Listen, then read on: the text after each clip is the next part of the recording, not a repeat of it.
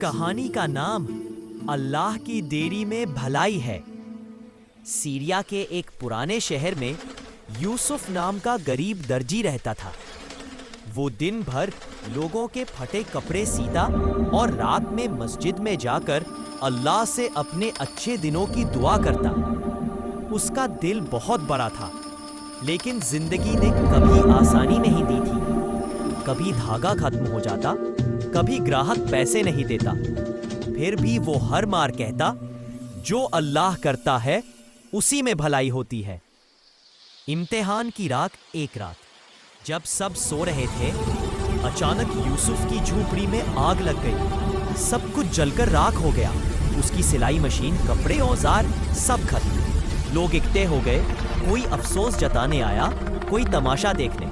ایک پڑوسی نے کہا، یوسف اب تیرا کام بھی گیا اور تیرا گھر بھی۔ یوسف کی آنکھوں میں آنسو تھے، لیکن لبوں پر صبر تھا۔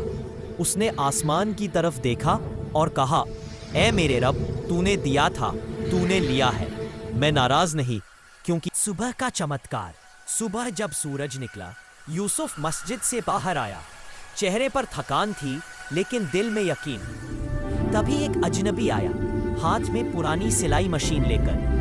وہ بولا، بھائی میں یہ مشین کسی نیک انسان کو دینا چاہتا ہوں۔ کسی نے کہا، یہاں ایک درجی رہتا ہے۔ یوسف نے کہا، میں ہی وہ ہوں۔ اجنبی مسکرایا، تو اب یہ تمہاری ہے۔ وہ مشین دیکھنے میں پرانی تھی، لیکن جب یوسف نے اسے چلایا تو وہ بالکل نئی جیسی چلی۔ اس نے اسی دن سے پھر سلائی شروع کر دی۔